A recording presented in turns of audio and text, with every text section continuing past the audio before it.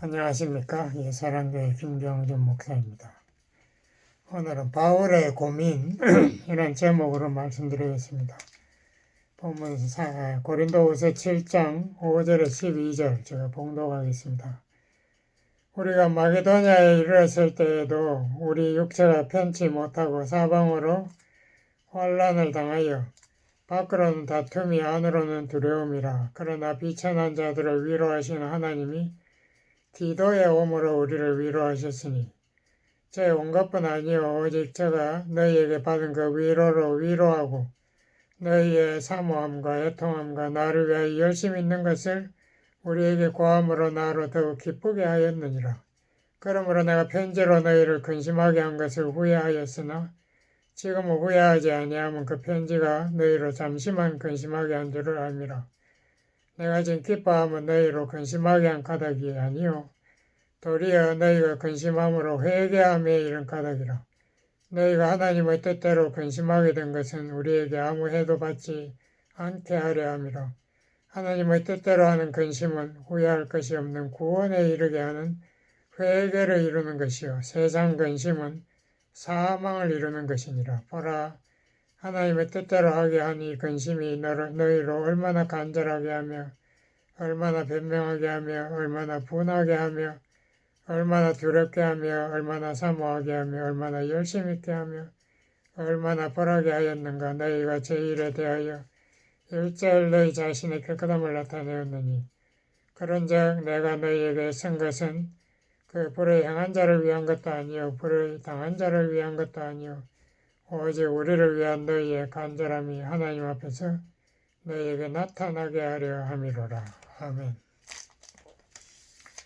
옛날에 어떤 늙은 여인이 캐딜락을 타고 캐딜락을 몰고 하이웨이를 달리고 있다가 뒤에서 경찰이 빨간불을 반짝반짝한 걸 봤습니다. 그래서 세우니까 경찰이 와서 물었습니다. 내가 왜 당신 차를 세운지 아십니까?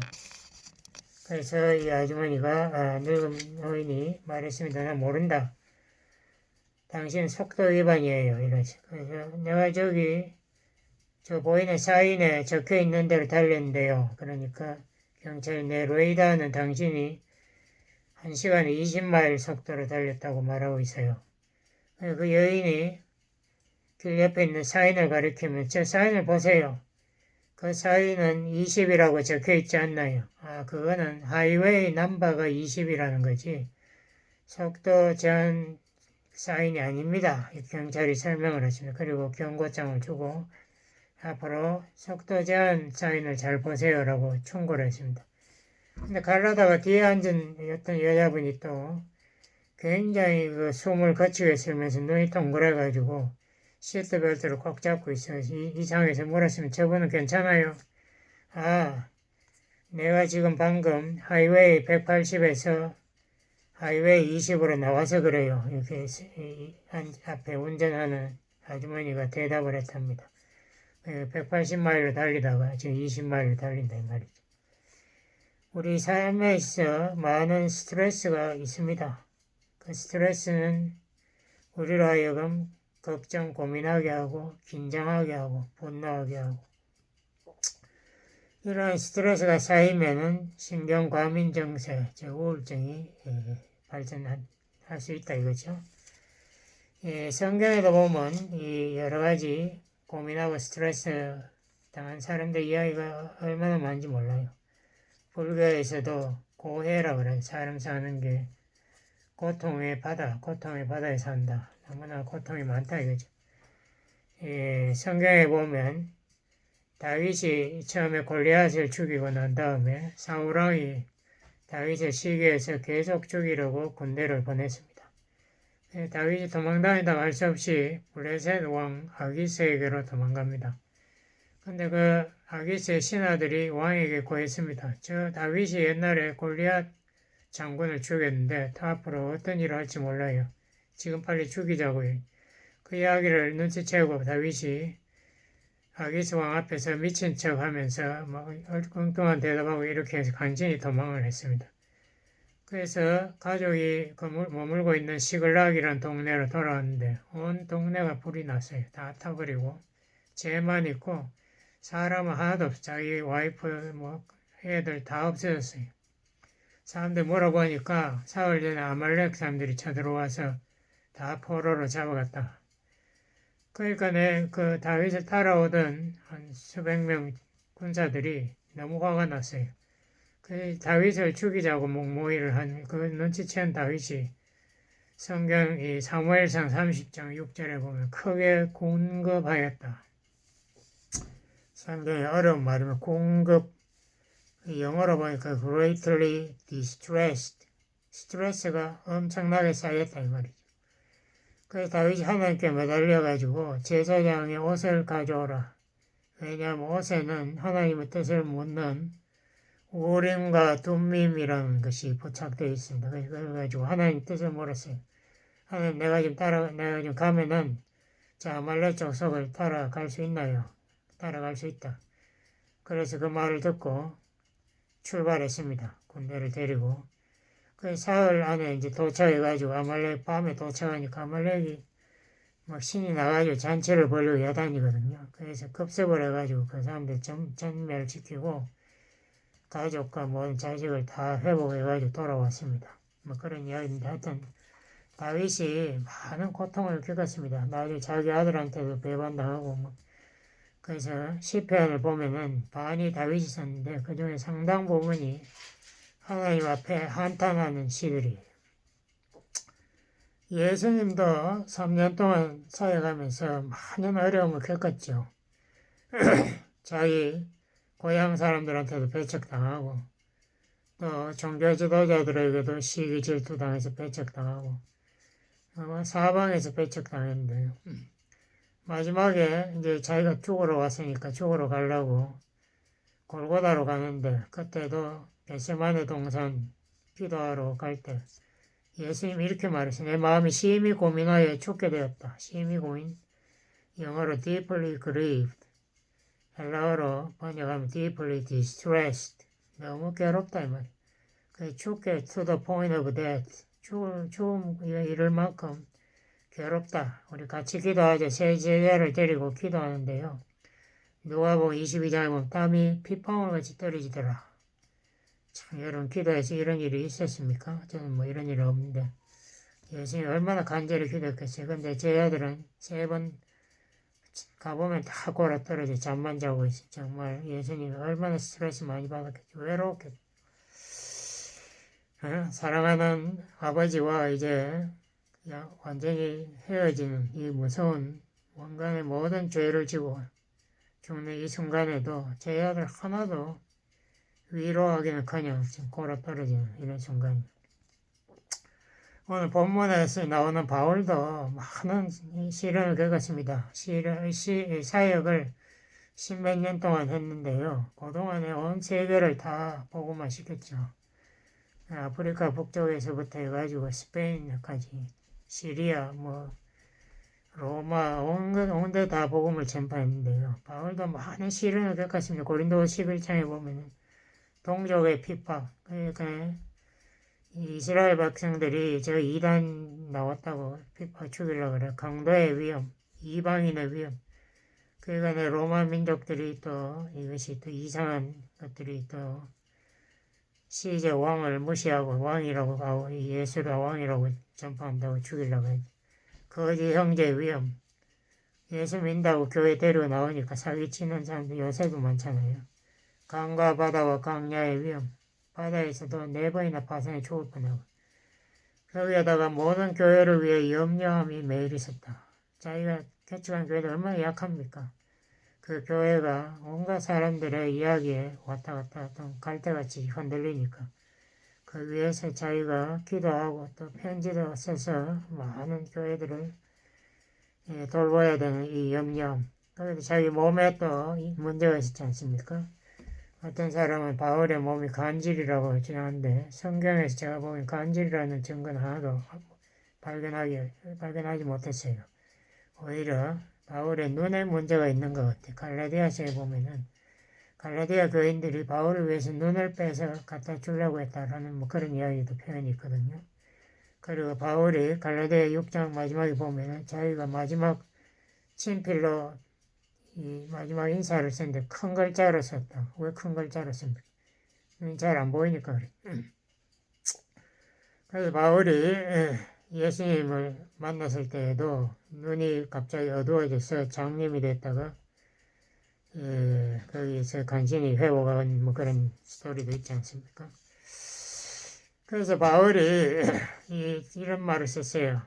예수님의 죽음에 동참함으로 그의 생명이 나타난다. 예수님도 요한복음 미랄이 죽어야 새싹이 돋아나고 열매를 맺는다.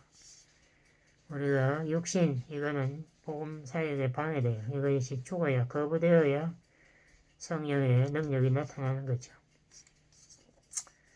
오늘 본문에 보면은 이 바울이 편지를 고린도교에 썼다라고 나옵니다. 고린도서 2장 4절 이하에 보면 나와요. 왜냐하면 고린도 교회에 거짓 교사가 들어와가지고 바울 사도 가짜라고 막 공격을 하고 복음을 엉터리라고 공격을 했습니다. 율법 지켜라. 그러니까 이것이 고린도 교인들이 이거에 유혹을 받아가지고 바울에게서 돌아섰어요. 많은 사람들이. 그러니까 바울이 얼마나 마음에 괴롭겠습니까? 자기가 지금 고린도 교회에서도 오랫동안 사역했는데 그 고린도 교회가 무너지면은 자기가 개척한 많은 교회들에 큰 영향을 주겠죠. 선교사역에 치명타죠. 그래서 바울이 편지를 써가지고 디도에게 부탁을 했습니다. 빨리 가서 고린도 교회 사람들을 진리로 바로 이끌어라. 그래서 2장 12절에 보면은 소아시아 지금의 터키에 들어와 항구 도시에서 디도를 만나기로 했는데 가보니까 디도가 안 오는 거예요. 그러니까 마음이 얼마나 괴로웠겠어요. 디도가 무슨 고린도 사람 교인들에게 당했나? 안 가면 오다가 강도를 만났나? 또 고린도 교회 사람들 어떻게 됐나? 마음이 괴로워가지고 바울이 참지 못하고 헬라 반도로 건너가서 마게도니아로 갔어요. 거기서 비로소 디도를 만났다고 본문에 보면 디도를 만나서 위로를 받았어요. 디도가 우선 고린도 교회에 좋은 소식, 회개하고 그 사람들이 바로 섰다는 것을 소식을 듣고 바울의 마음이 크게 기쁘고 또 디도가 무사히 온 것도 너무 기뻐요. 그래서 하나님의 그 위로를 받았다라고 본문에 말하고 있죠. 우리가 삶에서 시련이 너무 많습니다. 야고보서 우리가 1장 2절 우리가 이전에 제가 설교 읽었지 않습니까? 여러 가지라는 헬라어로 보면 수많은 시련을 만나거든 온전히 기쁘게 여기라. 온전히 기쁜 게 뭐예요? 헬라어로 보면 완전히 기쁨 충만해져라 이 말입니다. 말이 쉽지. 여러분 그런 경험이 있습니까? 저는 없어요. 시련 당할 때는 마음이 콱 내려앉죠. 고민이 되고 잠이 안 오고 기도하고 마음에 괴로움을 당하는데 그 시련을 믿음으로 견뎌내야 돼요. 그래야 인내가 생기고 그래서 인내의 열매를 맺어야 인격이 성숙해진다. 보통 사람은 힘들어요. 경건 훈련을 많이 받고 말씀에 충분히 훈련된 자, 제자들의 삶에서나 가능한 거지. 보통 사람이 이렇게 시련을 많이 당하면 그대로 무너지죠. 대부분의 성도들 시련이 오면은 근심 생기고 분노하고 불평하게 되고 인간적인 지혜로 이 문제를 어떻게 해결해 보려고 시도하죠. 그게 잘 안 되지 않습니까? 그러면 마음의 상처를 더 받고 우울증으로 가고 막 이렇게 한숨을 쉬고 이러죠. 우리 한국 사람들에게는 한이 많대요. 옛날부터 제로 잘 아는 이야기인데요. 저희 한을 국어사전을 찾아보니까 원한이라거든. 그 원망하는 탄식하는 거. 원통, 한탄이라고도 원통에서 탄식하는 거. 이 정신과 의사 선생님 전에 저한테 이야기하는데요. 한국 사람들의 우울증은 다른 민족의 2배가 넘는다라고 이야기했어요. 우리 한국 사람들이 마음에 상처가 너무 많아. 지난 100년 동안 우리 한국의 역사는 고통의 역사였죠. 뭐 그동안에 잠깐 경제 부흥을 이루기도 했지만은 그게 정치적으로 보면 너무나 문제가 많고 전쟁이 계속 터지고 가정 안에서도 이 며느리하고 시어머니가 원수가 돼 싸우고 뭐 이런 것들이 가족 간에도 원수가 되고 너무나 문제가 많았죠. 이 우울증에 대해서 앞으로 상당히 제가 다루려고 그러는데요.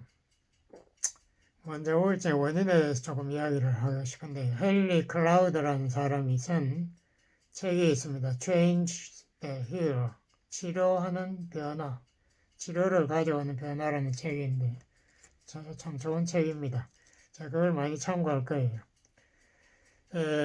덴마크의 그 심리학자 에릭슨이라는 사람이 이 정서적으로 발달하는데 8가지 단계가 있다라고 이렇게 디벨롭먼털 티어리라고 이런 이론을 폈습니다. 처음에 2살 이전에는 신뢰 과정. 그러니까 아기가 처음에 태어나서 울 때 엄마가 안아줘야 될 거 아니에요. 그래서 왜 우는가를 가르쳐주고 배고프면 젖을 먹이고 오줌을 쌌으면은 기저귀를 갈아주고 그래서 정서적으로 안정감을 주고 이게 참 중요하거든요. 아, 내가 누군가를 신뢰할 수 있구나. 아기가 마음에 그게 아니라지만 아기는 정서적으로 그 다음에 성장 과정에서 문제가 돼버려요. 그래서 이 과정마다 필요한 것이 있는데 그 다음에 2살 이후가 되면은 독립성이 키워져야 돼요. 그러니까 이제는 전부 내하고 다른 사람과의 관계에서 내가 독립적으로 내가 똥오줌을 가리게 되고 내가 배가 고프면 내가 밥을 먹게 되고 이렇게 함으로써 자기가 스스로 할 수 있다는 자신감, 독립성을 키우게 됩니다. 뭐 이런 식으로 가정마다 자기에게 필요한 요소들을 갖추어 배워 나가야 이 아이가 정서적으로 안정된 성장을 할 수 있다고 합니다. 옛날에 의사들이 실험을 했대요. 과원 아이들을 데리고 와가지고 어린 아이들 반은 그냥 배고프면 우유 먹이고 오줌 싸면 기저귀 갈아주고 이렇게만 했는데 반은 간호원들이 돌아가면서 안아줬대요. 몇 시간씩 안아주고 우유도 먹이고 기저귀도 갈아주고. 근데 반년 지나니까 이 사랑을 받지 못한 아이들, 우유만 먹고 기저귀만 갈아준 아이들은 많은 수가 잘 앓게 되고 면역성이 확 떨어진 거예요.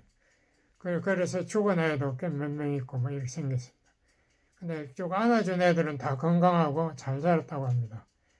그래서 학자들이 깨달았어요. 아, 이게 정말 품에 안아주는 것이 애기들에게 절대적으로 필요하구나. 애기들이 우유와 기저귀만 가지고 키우는 게 아니구나.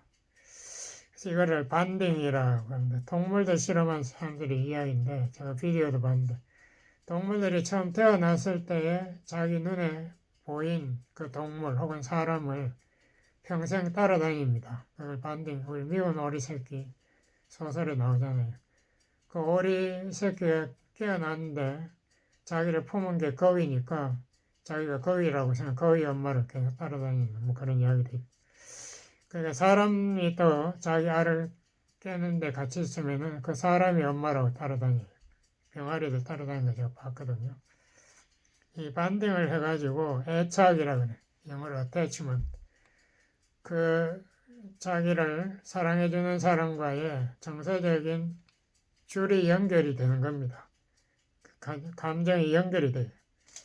그래서 제가 전에도 말했죠. 2살 전 아기가 2살이 되기 전에 엄마가 일하러 나가면 절대로 위험하다. 그 아기가 정서적으로 자기의 필요한 그 애착, 마음의 안정이 안 되면은 그 아이가 앞으로 정서 발달에 굉장히 큰 장애를 가져오게 된다. 제가 그런 애들을 많이 봤거든요. 엄마가 가정이 어려우니까 어릴 때부터 일 나갔는데 그 애가 나중에 욕구불만이 돼가지고 막 밥을 많이 먹고 막 살이 둥둥 쪄가지고 나중에 성격도 문제가 되는 걸 봤습니다. 이거 아주 고치기도 어려워요. 영어로 emotional object constancy라는 말이 있습니다.